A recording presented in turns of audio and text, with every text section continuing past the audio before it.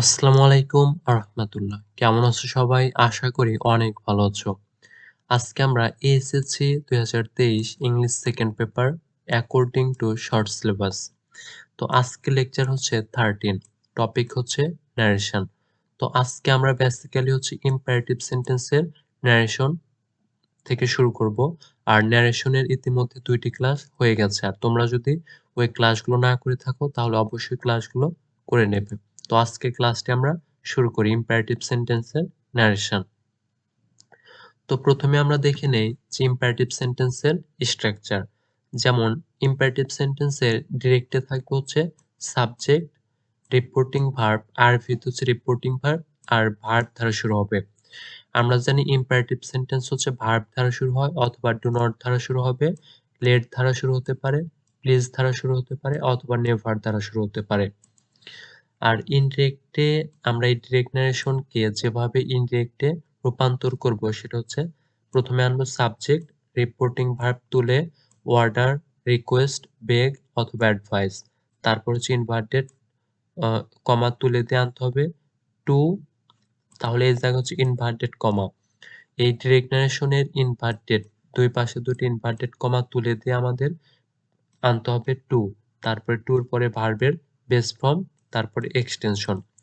যেমন order, request, বেগ অথবা advice. এখানে যদি আদেশ বোঝায় তাহলে আনতে হবে অর্ডার, আর অনুরোধ বোঝালে আনতে হবে রিকোয়েস্ট, আর ক্ষমা বোঝালে বেগ, আর উপদেশ বোঝালে অ্যাডভাইস আনতে হবে।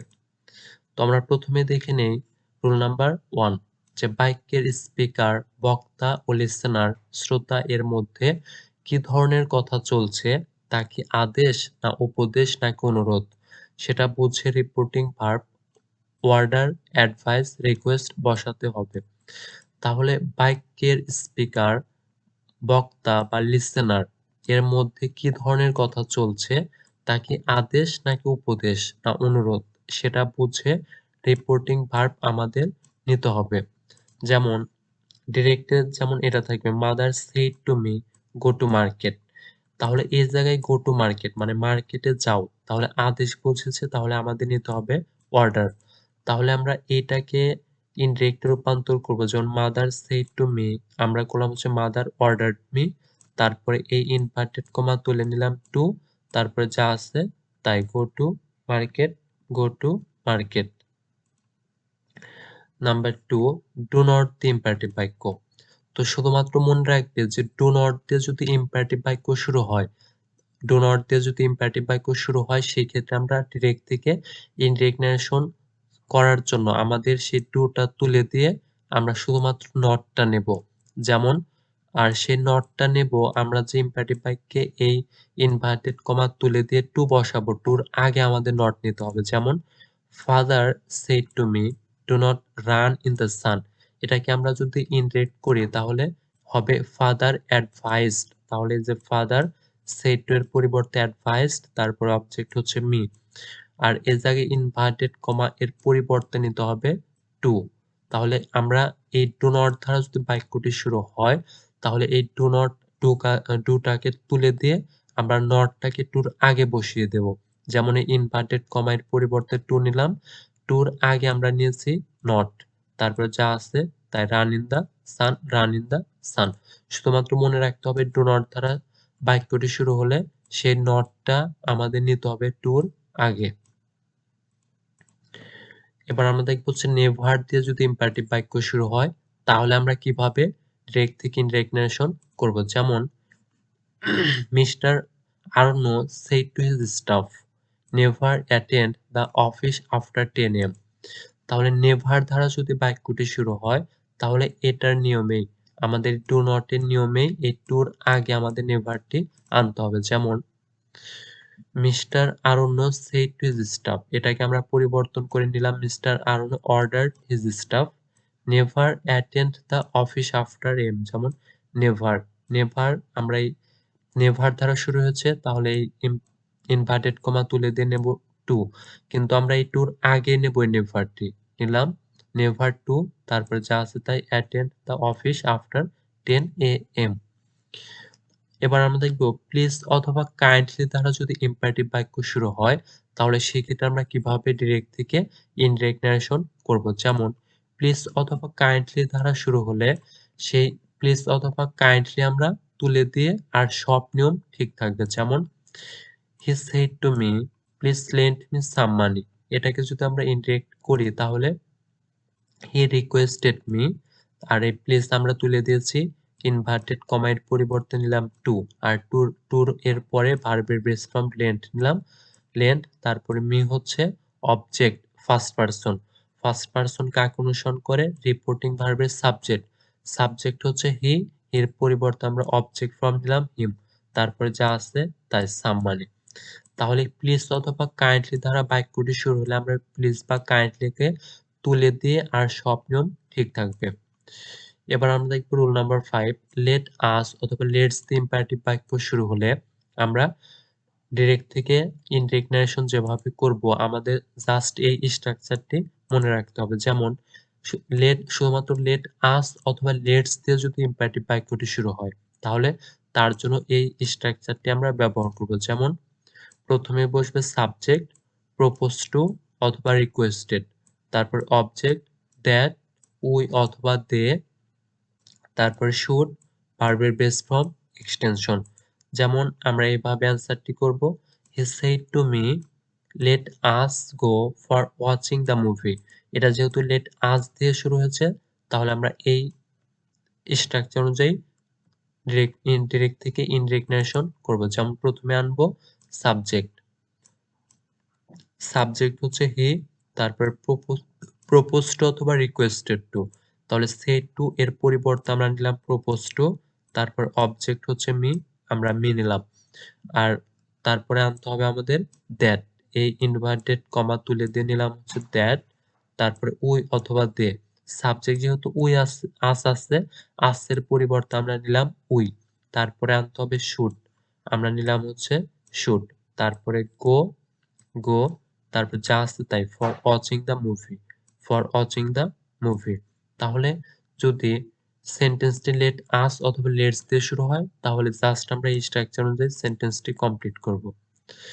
এবং সেন্টেন্সটি যদি লেট মি অথবা লেট হিম অথবা লেট দেম দ্বারা শুরু হয় তাহলে আমরা এই স্ট্রাকচার অনুযায়ী সেন্টেন্সটি কমপ্লিট করব। যেমন প্রথমে আনতে হবে শুধুমাত্র লেট মি অথবা লেট হিম অথবা লেট দেম দ্বারা যদি শুরু হয় তাহলে আমরা প্রথমে আনবো সাবজেক্ট, তারপরে টোল্ড, তারপরে অবজেক্ট দ্যাট, সাবজেক্ট মাইট, ভার্বের বেস ফর্ম। যেমন Rahim said to Rana let me say it clearly, প্রথমে আনবো সাবজেক্ট রহিম, সেড টু এর পরিবর্তে টোল্ড, তারপরে অবজেক্ট হচ্ছে রানা, ইনভার্টেড কমা তুলে দিয়ে দ্যাট, তারপরে লেট মি এর পরিবর্তে আমাদের নিতে হবে সাবজেক্ট হচ্ছে মি, মি হচ্ছে ফার্স্ট পারসন কাকে অনুসরণ করে সাবজেক্টকে, সাবজেক্ট হচ্ছে রহিম, তার পরিবর্তে নিলাম হি, আর নির্দিষ্টভাবে বোঝানোর জন্য আমরা নিলাম আর, তারপরে আনতে হবে মাইট, আমরা নিলাম মাইট, তারপরে ভার্বের বেস ফর্ম, এই যে ভার্বের বেস ফর্ম, আর যা আছে তাই ইট ক্লিয়ারলি। তো এবার আমরা দেখবো যে অপটেটিভ সেন্টেন্সের ন্যারেশন।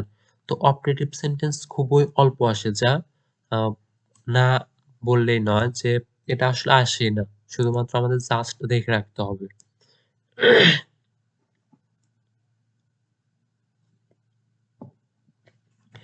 অপটেটিভ সেন্টেন্সের ন্যারেশনে প্রথমে হচ্ছে ডিরেক্ট, তারপর হচ্ছে ইনডিরেক্টের গঠন। যেমন ডিরেক্টে গঠন এভাবে থাকবে যে সাবজেক্ট, রিপোর্টিং ভার্ব, অবজেক্ট, তারপরে মে অথবা লং দ্বারা শুরু হবে। আর এই অপটেটিভ সেন্টেন্সের ডিরেক্ট ন্যারেশনকে আমরা ইনডিরেক্ট ন্যারেশন রূপান্তর করব। প্রথমে আনবো সাবজেক্ট, তারপরে উইশ অথবা প্রে, তারপরে অবজেক্ট দ্যাট, সাবজেক্ট মাইট, ভার্বের বেস ফর্ম। এগুলো অবশ্যই খাতায় নোট করে তুলতে হবে।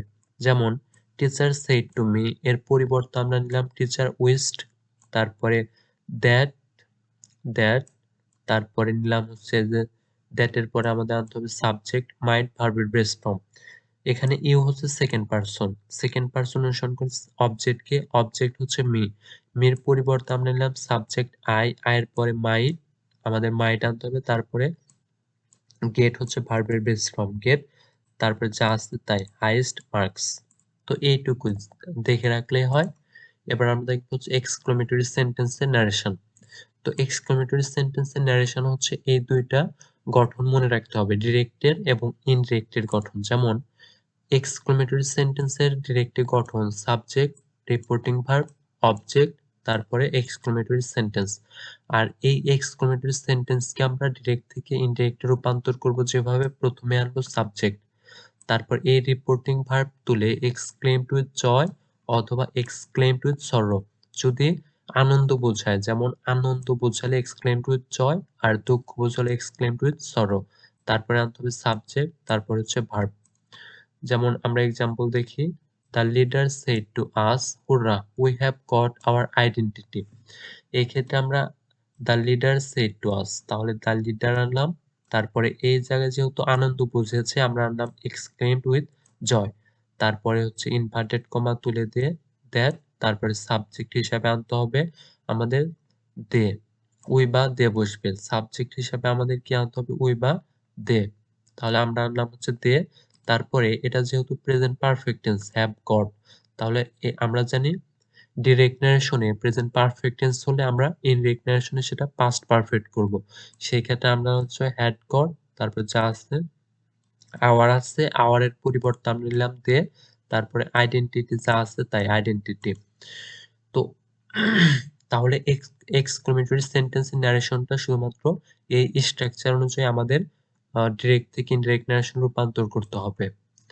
এবং আরেকটা হচ্ছে যেমন এক্সক্লেমেটরি সেন্টেন্সটি যদি হোয়াট অথবা হাউ দিয়ে হয়, সেক্ষেত্রে হোয়াট বা হাউ তুলে অ্যাডজেক্টিভের আগে ভেরি এবং নাউনের আগে গ্রেড বসে। তাহলে এক্সক্লেমেটরি সেন্টেন্সটি যদি হোয়াট বা হাউ দ্বারা হয়, তাহলে সেই অ্যাডজেক্টিভের আগে ভেরি আর নাউনের আগে গ্রেড বসে। যেমন ডিরেক্টে থাকবে the man said what a good arrangement it was. এটা যেহেতু হোয়াট দ্বারা শুরু হয়েছে এবং অ্যাডজেক্টিভ আছে, তাহলে অ্যাডজেক্টিভের আগে কি বসে, ভেরি। তাহলে এই সেন্টেন্সকে আমরা, এই এক্সক্লেমেটরি যুক্ত সেন্টেন্সকে আমরা ডিরেক্ট থেকে ইনডিরেক্ট করতে প্রথমে আনবো সাবজেক্ট এবং ভার্ব। সাবজেক্ট দ্য ম্যান, যেহেতু আনন্দ বোঝাইছে, তাহলে এক্সক্লেম টু জয়, ইনভার্টেড কমা তুলে দিয়ে দ্যাট, তারপরে দ্যাট এর পরে সাবজেক্ট ইট, ইট যেহেতু থার্ড পারসন, থার্ড পারসনের কোনো পরিবর্তন হয় না, তাহলে ইট। আর এটা যেহেতু পাস্ট টেন্স, পাস্ট ইনডিফিনিট, আমরা জানি ডিরেক্ট ন্যারেশনে পাস্ট ইনডিফিনিট টেন্স পরিবর্তন হয়ে পাস্ট পারফেক্ট হয়, সেই ক্ষেত্রে আমরা করলাম হচ্ছে হ্যাড বিন, তারপরে হচ্ছে আর্টিকল, এই যে আর্টিকল আনতে হবে আমাদের, আর এজ অ্যাডজেক্টিভ। আমরা জানি হোয়াট বা হাউ দ্বারা যদি এক্সক্লেমেটরি সেন্টেন্সটি শুরু হয়, তাহলে সেই অ্যাডজেক্টিভ, অ্যাডজেক্টিভের আগে আমাদের ভেরি আনতে হয়। তাহলে এই গুডের আগে আমরা আনলাম হচ্ছে ভেরি গুড, তারপরে অ্যারেঞ্জমেন্ট যা আছে তাই অ্যারেঞ্জমেন্ট। তো আজকের ক্লাসটি আমরা শেষ করব। আমরা আজকে দেখলাম হচ্ছে ৩টি সেন্টেন্সের ন্যারেশন। তো আজকের ক্লাসটা আমাদের ন্যারেশন উপর শেষ। আর অবশ্যই পরবর্তী ক্লাসটি পেতে hit the subscribe button and press the bell icon. আর ক্লাসটি ভালো লাগলে অবশ্যই হিট দ্য লাইক বাটনে একটি হিট করে দাও। আর তোমরা সবাই ভালো থাকবে। আসসালামু আলাইকুম ওয়া রাহমাতুল্লাহ।